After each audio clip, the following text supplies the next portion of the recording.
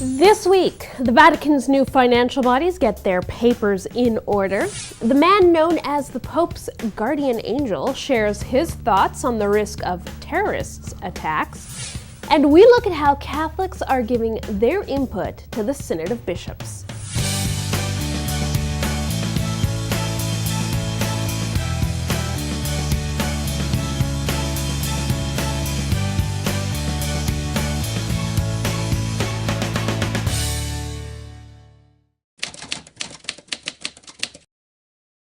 Hello and welcome to this edition of Vatican Connections. It's back to work as usual after a week of spiritual exercises, so let's see what's been going on.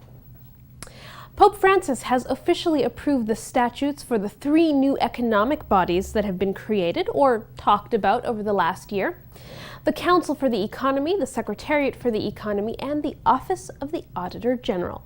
Now, here are some of the highlights of the new statutes, as unveiled in Pope Francis's motu proprio. The Council for the Economy is charged with vigilance of administrative and economic activities of the entire Holy See. It oversees the activity of Holy See offices, so that means the departments of the Curia and the departments of Vatican City-State.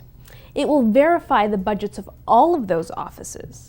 The council is made up of 15 members. 8 will be cardinals or bishops who represent the universality of the Church, and 7 will be lay experts. All members are appointed by the Pope for a 5-year term. The council will receive reports from the Secretariat for the Economy and the Auditor General's office. Now, the Secretariat for the Economy, which is currently run by Cardinal George Pell, has jurisdiction over the financial and administrative activities of the Roman Curia. The Secretariat reports to the Council for the Economy and works with the Secretariat of State. Officials are also appointed for 5-year terms. Now, the Secretariat will have 2 sections, one to deal with the Curia's administrative functions, and the other will deal with financial matters like preparing and revising the budgets of Curia offices.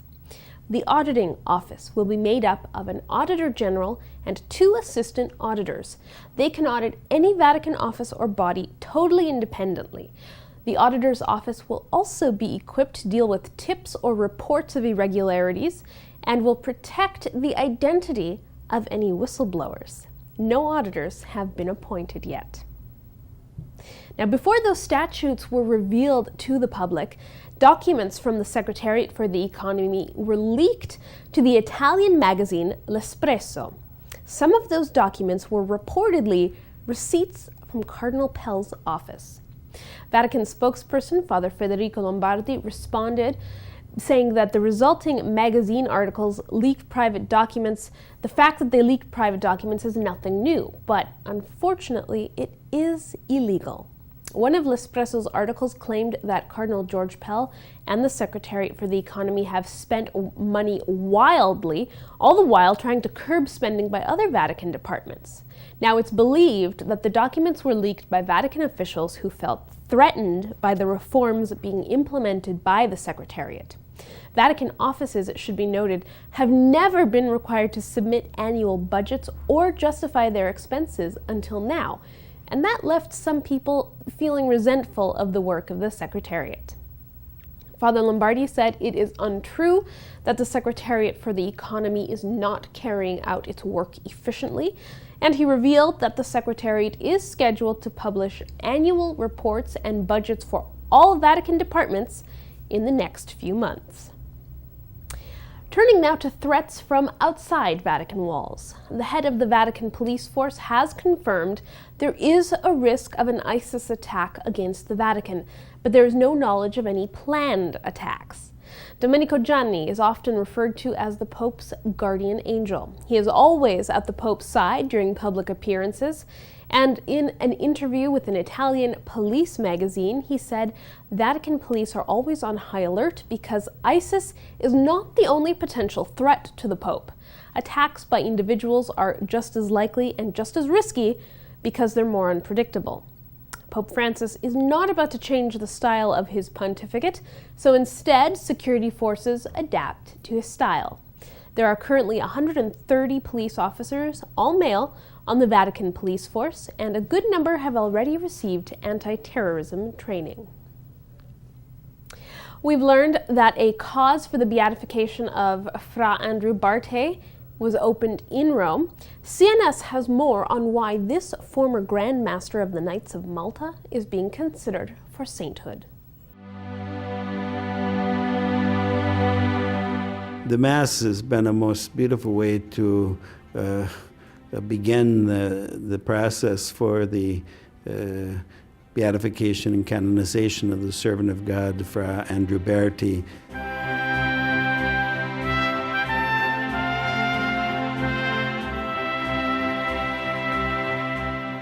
He was a very simple man in his faith in the best sense of the word, childlike. He was very devoted, for instance, to the Rosary, to the Liturgy of the Hours, which he, as a professed knight, would have been praying every day. He took his poverty, chastity and obedience extremely seriously. Before he became Grand Master, when he became Grand Master, and until he died.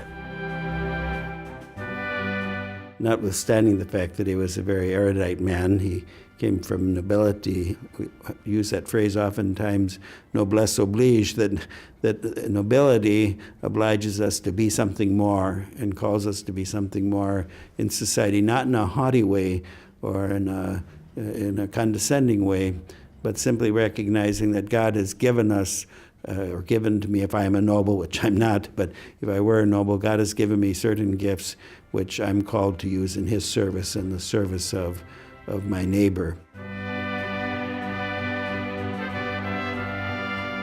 There was a sanctity in the man which he transmitted to the members of the order and gave them from his presence, not even from his words, that vitality, that willingness to follow the charisma of the order. In other words, to testify the faith and to help the needy.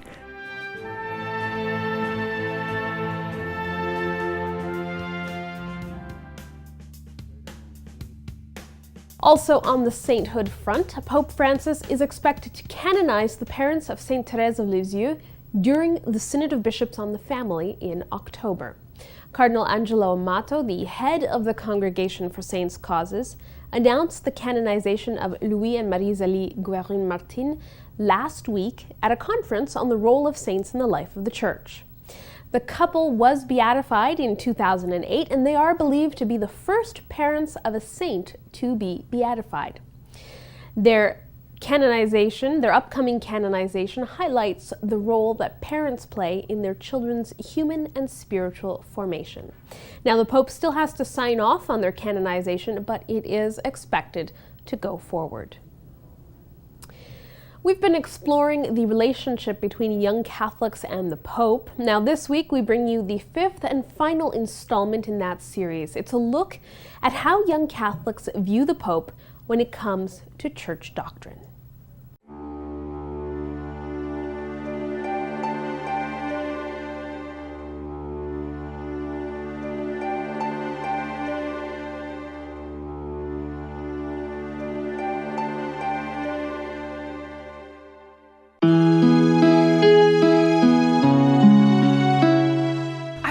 Revolutionary. I think he at some points is better at transmitting the message of the Church in a way that the world can understand now, because if you look at what he says, if you look at his writings, it's the same message, it's the same gospel message, and it's the same love of Christ that I think he has found a way to tap in to the language of today and the culture of today.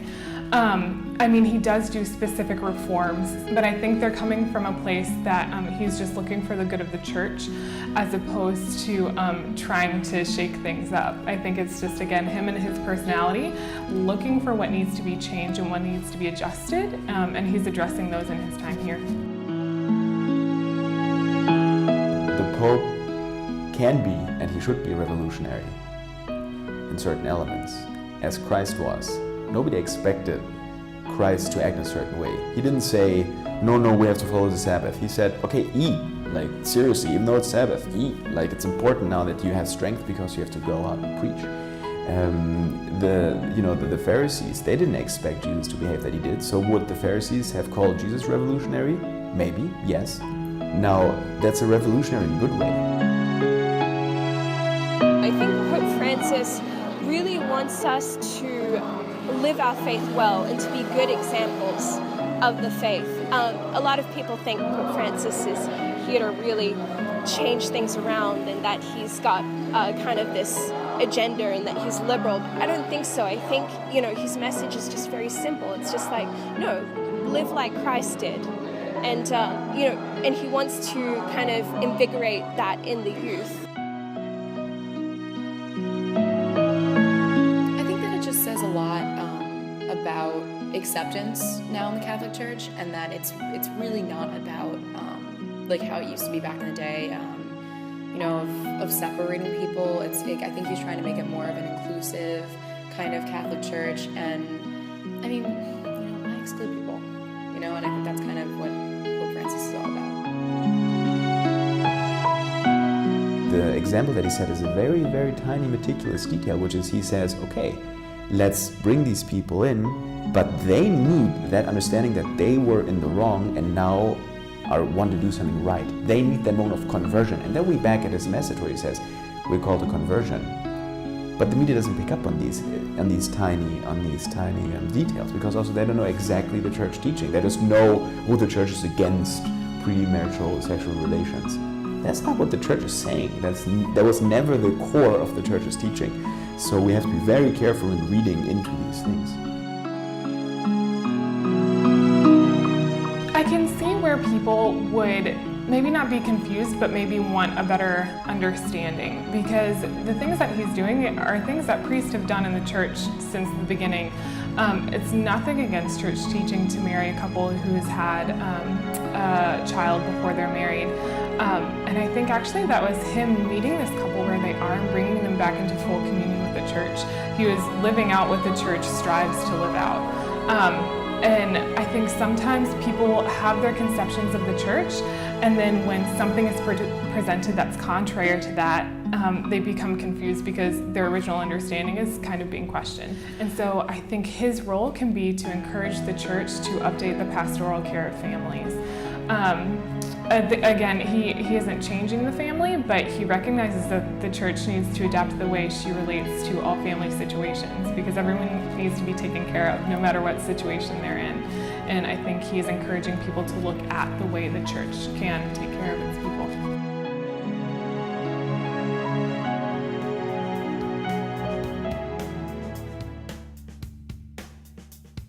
While there's always something new happening at the Vatican, there is one recurring theme that keeps coming up week after week, and that's the family, specifically the upcoming Synod on the family. Right now, dioceses around the world are busy gathering information from the faithful through the survey sent out by the Vatican. Some are having an easier time than others. Father Jim McDermott is a correspondent for America magazine, and he spent the last several weeks looking at the survey issued by the Vatican, its accessibility to the average layperson, and how dioceses are going about gathering the information they need. He joins us via Skype to share what he's found. Father Jim, thank you for joining us. Now, you actually attempted to complete the questionnaire yourself, and then you followed the attempts of the average layperson to do the same. What did you find through that? Every diocese is doing it completely differently. So in Los Angeles, there's an online survey that has 2 options and multiple languages. In Northern California, say in San Jose, there's one version of the survey, and it's completely different from what Los Angeles is doing, and so on and so on, all the way across the world. Every diocese of the world is doing this. So in LA, right, you have the full survey, which is the original survey from Rome, the lineamenta questions. There are 46 questions, or there's sort of a shorter survey. So I thought, I'm like an overachiever. I'm still like the 15-year-old who's like, I'm going to get that A. So I went for the full survey thinking it probably will take me longer, but I've got time. And I couldn't understand it. I mean, almost from the beginning, there was a lot of language. Well, it's two things. One was it kept referring to the Relatio Synodi, which is sort of the summary statement from the Extraordinary Synod last October, and it would refer to the Lineamenta, and there would be links to like click on these to see what this is talking about, and there'd be these incredibly long documents that were additional documents that they were sort of saying, you need to read this first. So I thought, wow, come on now. That can't be. So then when you go to the questions, the very first question is about, it refers back to the Relatio Synodi. I think the question is something like, how has the church captured all the different kinds of family in the Relatio Synodi? So then you really have to read it, which is not a great experience. And I'm someone who wants to read this stuff. I think I'm kind of a professional Catholic. And I've had a lot of education, so you would think that this wouldn't be that big a deal, but I found it very time-consuming and very off-putting. That's for me as a Jesuit. So that's me. So then I thought, well, let's see what sort of normal people, not crazy people like myself, are doing. And I asked my parents to do it, and I was on the phone with them and was taping it. Hopefully, it will eventually become a podcast. A little of just them doing it. And I mean, they were like laughing at, first they were dead silent. I thought they would think it was funny, but actually at the beginning, I was surprised at how serious they took it and how uncomfortable it was making them. And eventually they said, my mom said it's very intimidating. And then it turned into this conversation we had about them not quite feeling like full Catholics because they couldn't understand this, which was an experience I didn't expect, but probably that concerned me even more than it just being off-putting. If people feel bad about themselves taking the survey, then there's something definitely not being maybe done quite as it should. But are all lay people getting the same chance to share their experience with the Synod? And is there an approach that seems to work best when it comes to getting feedback from lay people? And is there one that doesn't? And what effect will that have? I don't know that there's one method that everyone should have used. I actually think it's great that there's a variety. I think that both speaks to the variety of peoples in our church and in our countries in our world, and it allows for the fact that people are different even within a given diocese or state or country. That if you have different ways of going at this, then you're more likely to reach more people. In general, though, I think it's the questions that are simpler and more to the point that seem to me, my common sense opinion, are more likely to be effective because people know what you're asking, and then they feel at ease, and then they're able to address your question in a way that is also clear. One of the other challenges of the approach of the Lineamenta is if you're asked a confusing question, you are more likely to give a confusing answer. And yet the person answering is trying to say something. So it's not just that the communication is sort of broken up on the side of the transmission to the person, but that the person's own sort of wisdom or insight is lost or potentially lost in the process.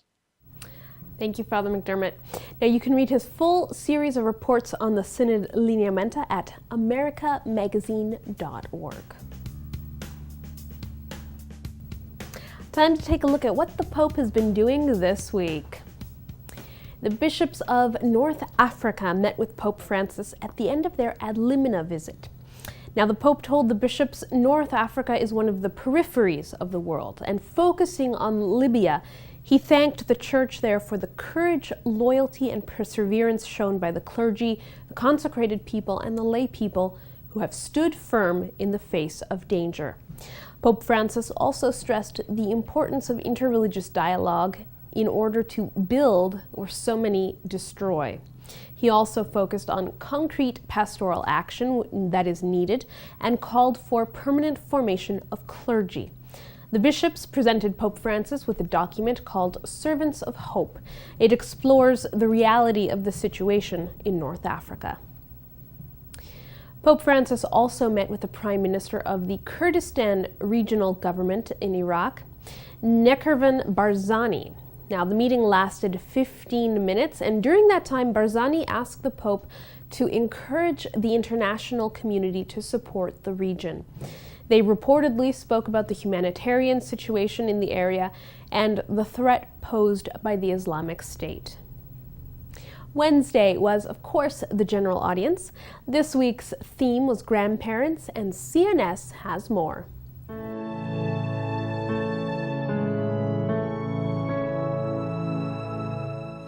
La Chiesa non può e non vuole conformarsi a una mentalità di insofferenza e tanto meno di indifferenza e di disprezzo nei confronti della vecchiaia.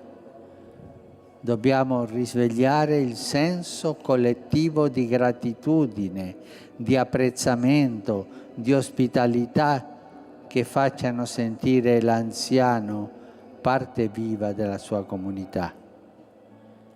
Gli anziani sono uomini e donne, padri e madri, che sono stati prima di noi sulla nostra stessa strada, nella nostra stessa casa, nella nostra quotidiana battaglia per una vita degna. Sono uomini e donne dai quali abbiamo ricevuto molto. L'anziano non è un alieno, l'anziano siamo noi. Fra poco, fra molto, inevitabilmente comunque, anche se non ci pensiamo. E se noi non impariamo a trattare bene gli anziani, così ci tratteranno a noi. Also on Wednesday, Pope Francis met with a group of 60 bishops known as the Friends of the Focolari movement. The bishops had several days of meetings reflecting on Eucharist, mystery of communion. Pope Francis said without the Eucharist, any work of the Church aimed at unity would be totally lost. Anyone who is nourished by the Christ, the living bread, feels compelled to give their lives to going out and reaching out to those on the margins. Time to take a look at this week's nominations and resignations. The Vatican's former promoter of justice or chief prosecutor at the Congregation for the Doctrine of the Faith has been named Archbishop of Malta. Bishop Charles Scicluna was promoter of justice until 2012, when he was made auxiliary bishop of Malta. Now, Archbishop Paul Cremona resigned as head of that diocese back in October due to health reasons, and now Bishop Scicluna will take over. In San Francisco, Auxiliary Bishop Robert McElroy will be leaving that diocese to lead the Diocese of San Diego. Bishop McElroy will be installed in his new diocese on April 15th at St. Therese of Carmel Church. He will be the 6th bishop for the diocese. Archbishop Salvatore Cordileone of San Francisco said Bishop McElroy has a proven track record of outreach to the marginalized, which will serve him well in San Diego. Bishop McElroy is originally from San Francisco and has spent much of his priesthood in the Bay Area. Well, that's it for this edition of Vatican Connections. Join us again next time for more of what's going on at the heart of the Church. You can follow us on Twitter or Facebook or check our blog for regular updates. And of course, we're available on demand on Roku. From everyone here, thanks for watching and see you next time.